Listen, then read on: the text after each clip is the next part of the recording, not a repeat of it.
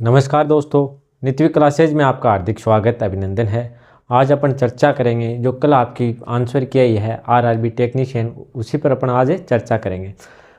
आप सभी ने अपना स्कोर कार्ड चेक कर लिया होगा, आपके कितने कितने नंबर बन रहे हैं ये भी आप लोग क्या कमेंट के माध्यम से मेरे को बताना भाई। चलो आज अपन बात कर लेते हैं कि आपकी कट ऑफ है वो कितनी रहने वाली है, रिजल्ट इसका कब तक आएगा। अगर आपका कोई क्वेश्चन सही है और उसकी के अंदर आपको क्या है गलत दिखाई दे रहा है या गलत है, उसका आप उस पर आपत्ति आप कब तक लगा सकते हो, आपत्ति की फीस क्या रहेगी और किसकी कट ऑफ अधिक रहेगी किसकी कम रहेगी, जैसे पीसीएम की अधिक रहेगी या ट्रेड की। आगे जैसे नॉर्मलाइजेशन है उसका क्या फैक्टर है, उससे नंबर बढ़ेंगे या कम होंगे, इस प्रकार से। और आगे अपन बात करेंगे कि जो पीसीएम की कट ऑफ है वो कितनी कितनी रहने वाली है और जो ट्रेड है उसकी जो कट ऑफ है वो कितनी कितनी रहेगी। हाँ भाई, आप लोग अगर इस चैनल पे नए हो तो चैनल को सब्सक्राइब कर लें, वीडियो को लाइक कर दें और अपने जो मित्र हैं उनको भी शेयर कर दें। बात समझ में आ गई। अपन कट ऑफ क्या है एक अनुमान के आधार पे लेंगे, बात समझ में आ गई। ये नहीं कोई मैंने बता दी वो फिक्स हो गई। अपन क्या एक अनुमान के आधार पर अपन क्या है कट ऑफ को यहाँ पे कट ऑफ की बात करेंगे।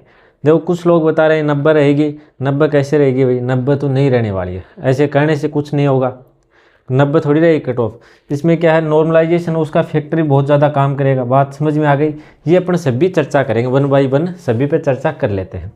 चलो तो अपन बात कर लेते हैं कि रिजल्ट की बात करेंगे कि आपका रिजल्ट कब तक आ जाएगा। सबसे पहली बात क्या है, जो कट ऑफ है जो रिजल्ट आएगा वही कट ऑफ क्या होगी, मान्य होगी। बात समझ में आ गई। हम तो क्या है एक अनुमानित कट ऑफ जो डाटा अपने को मिलता है, जो बच्चे बताते हैं और आजकल खूब सारी वेबसाइट हैं उनके आधार पर क्या है अपन क्या कट ऑफ की बात करते हैं। लेकिन फाइनल कट ऑफ तो जो आरआरबी जो आपकी कट ऑफ जारी करेगी उसी आधार पर मानेंगे। बात समझ में आ गई।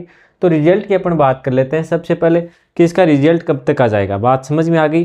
तो रिजल्ट आने की बात मैं करूँ यहाँ पे फरवरी सेकेंड सप्ताह में आ जाएगा। बात समझ में आ गई। फेब तक क्या आपका फरवरी का सेकेंड जो सप्ताह है उस तक क्या आपका रिजल्ट आ जाना चाहिए। बात समझ में आ गई कि फरवरी का दूसरी या तीसरे सप्ताह तक तो कन्फर्म आ ही जाएगा।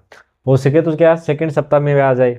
अब अपन आगे बात करें कि अगर आपका क्वेश्चन आपको लग रहा है कि वो सही है और बोर्ड ने क्या गलत दे दिया तो उस पर आप क्या करोगे, उस पर क्या आप आपत्ति लगा सकते हो। आपत्ति की जो लास्ट डेट है वो क्या है 11 जनवरी है। बात समझ में आ गई।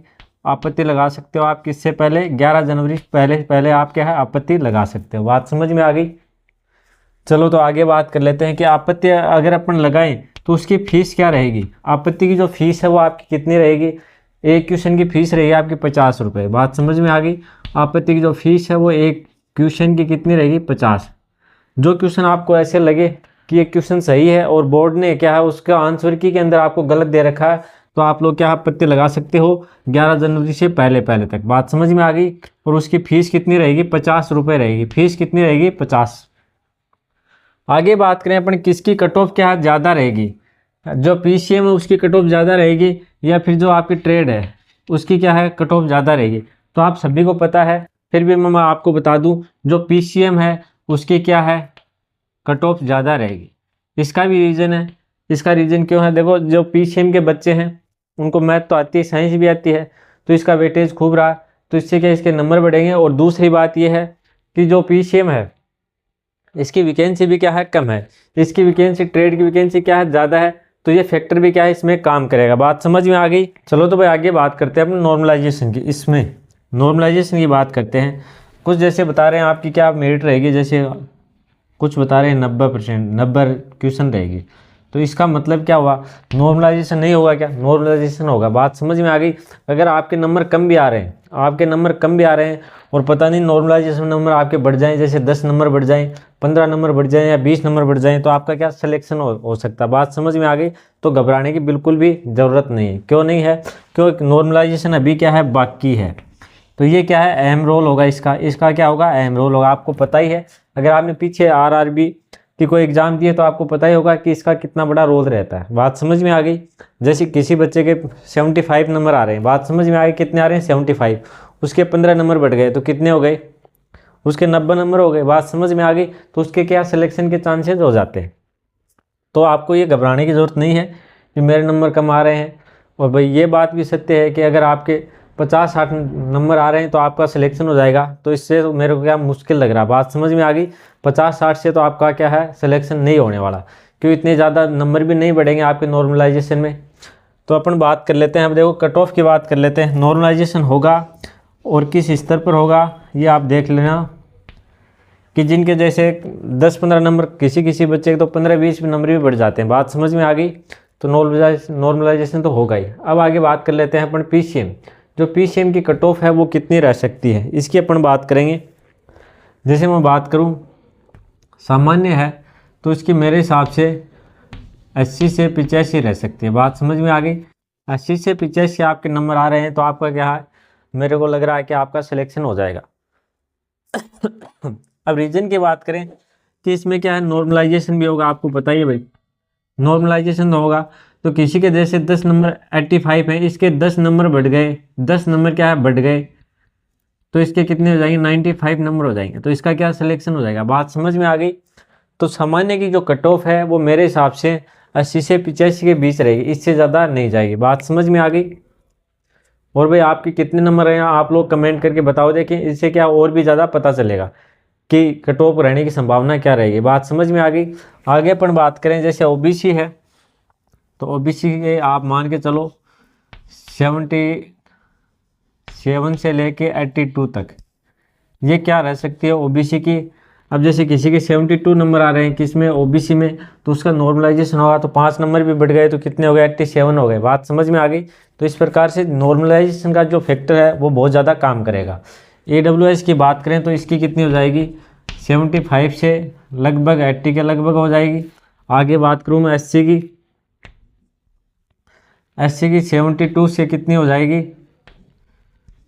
77 तक हो जाएगी। बात समझ में आ गई। अपन बात करें ST की तो इसकी कितनी 70 से 75 तक। तो ये क्या मेरे हिसाब से अनुमानित क्या कट ऑफ है, ये फाइनल नहीं है। मैं मेरे अनुमान के आधार पे और जो मैंने डाटा देखे हैं उसके आधार पे आपको बता रहा हूँ। बात समझ में आ गई। तो ये देखो सामान्य की कितनी 80 से 85 रह सकती है, ओबीसी की 77 से 82 रह सकती है, AWS की 75 से 80 के मध्य। आपकी अगर क्वेश्चन सही है आपके नंबर आ रहे हैं तो आपके क्या सिलेक्शन के चांसेस है, क्योंकि इसमें क्या नॉर्मलाइजेशन भी होगा तो उससे क्या आपके नंबर तो बढ़ेंगे। जैसे किसी के 10 नंबर बढ़ गए, किसी के 5-7, इस प्रकार से सभी के क्या नंबर बढ़ेंगे। तो वो फैक्टर है वो आपके बहुत ज़्यादा काम करेगा। आगे अपन बात करें ट्रेड की मैं बात करूं, ट्रेड की क्या थोड़ी कट ऑफ क्या रहेगी कम रहेगी, इसकी बजाय इसकी कट ऑफ क्या रहेगी कम रहेगी। क्यों रहेगी, इसकी वैकेंसी भी ज़्यादा है और दूसरी बात जो पीसीएम के बच्चे हैं उनको मैथ आती है अच्छे से, उनको साइंस आती है, तो इससे क्या है मेरिट में प्रभाव पड़ता है।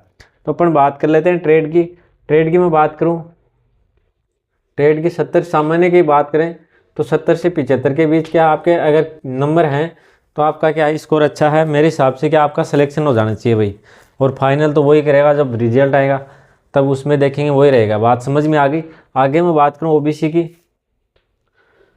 तो ओबीसी आपकी कितनी हो जाएगी 65 से 70 के मध्य। अगर आपके क्वेश्चन सही है 1-2 नंबर कम ज़्यादा भी हो सकता है। बात समझ में आ गई।